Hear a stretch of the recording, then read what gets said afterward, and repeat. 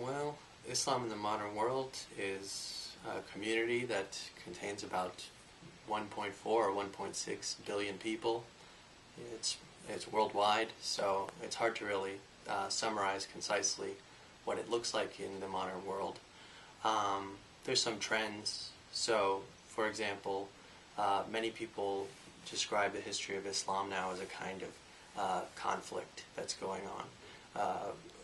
A conflict between more conservative-minded Muslims who are trying to tie Islam to what they consider to be traditional norms of Sharia law, whereas you have your more reform-minded Muslims who are trying to make Islam compatible with ideas of human rights or certain political liberties that were espoused in the West, working hard to make their Islamic identity fit with maybe the Western communities they live in Europe or in the United States, etc.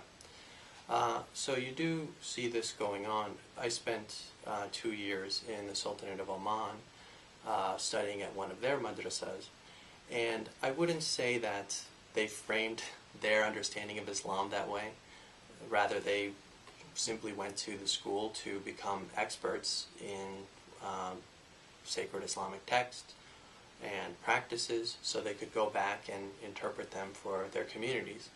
So they weren't really focused in the kind of culture war narrative of Islam we might have a lot of times after September 11th.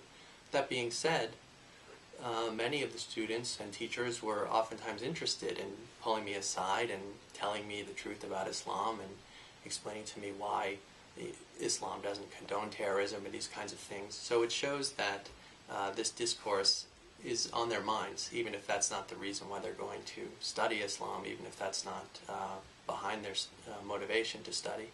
So they would explain to me why certain kinds of cruelty are forbidden in the Islamic tradition, although others say they're not. An example that comes to mind for me is one of the classic punishments in Sharia law for stealing is cutting off of a hand. So this oftentimes is something that's pointed to as an example of cruelty in the Sharia classic punishments.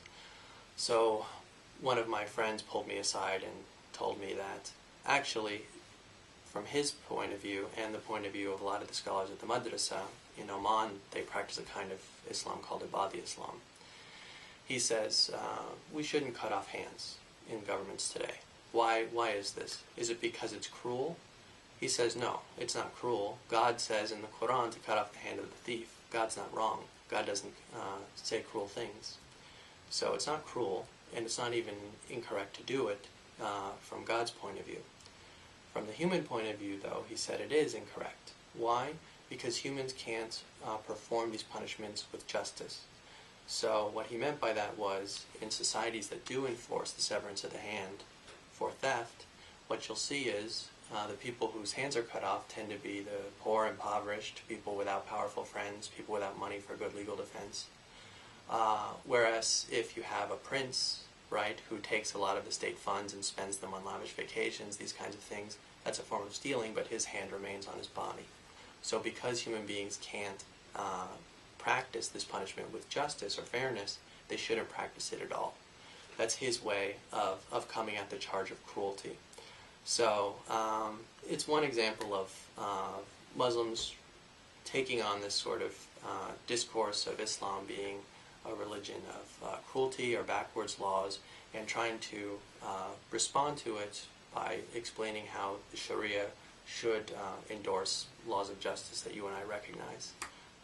That's one example from my studies, and it is part of the discourse now after September 11th as Muslims try to justify their religion. Of course, other groups of Muslims might endorse the attacks of September 11th, or they might simply say something like, oh, well, Muslims weren't responsible for it, it has nothing to do with us. So this is just one example of the discourse, but it's one that came up in my experience.